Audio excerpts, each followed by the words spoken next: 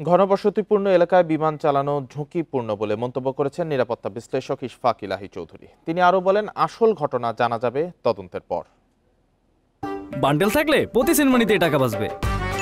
বিকাশ send money bundle কিনে জিতুন প্রতি লেনদেনে।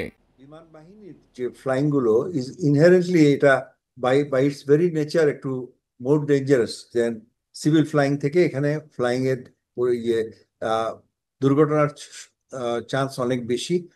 আর এখানে এই আমাদের বিমান ঘাঁটিটি যখন হয় গত 30-40 বছরে এই যে চারিদিকে যেভাবে জনবসতি গড়ে উঠেছে, এটা যে কোনো বিমানবন্দরের জন্যই একটা ঝুঁকিপূর্ণ।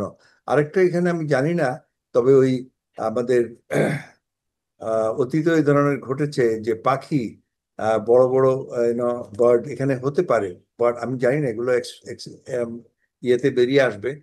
তবে যেটা ওই যে বার্ন ইনস্টিটিউটে বললেন যে অনেক শ্বাসকষ্ট রোগী মানে আহত, এটা আমি বুঝতে পারলাম না যে কেন এইটা হচ্ছে। এটা তো গ্যাসের কোনো কিছু নাই, জেট ফিউল যেটা আছে সেটা তো মোর লাইক কেরোসিনের মতো।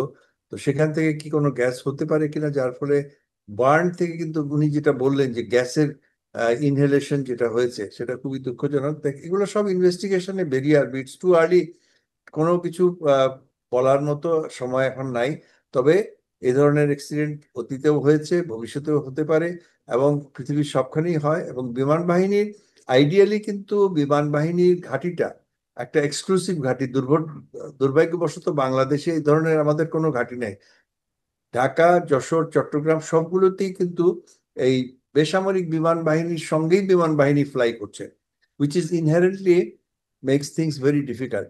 তো আমাদের আইডিয়াল হতো যদি কম বসতিপূর্ণ জায়গায় বিমান বাহিনীর ঘাঁটি হতো এবং সেখানে কেবলমাত্র বিমান বাহিনীর ঘাঁটি অপারেট করতো, সেটা তো মোস্ট আইডিয়াল হতো। কিন্তু আমাদের এখানে আমরা সেটা করতে পারি নাই, বা আমাদের সেই ধরনের সামর্থ্য নাই, যার ফলে এই ধরনের আমাদের অপারেট করতে হচ্ছে খুব ঘনবসতিপূর্ণ এবং রাজধানীর একদম একটা অভিজাত এলাকার মধ্যে।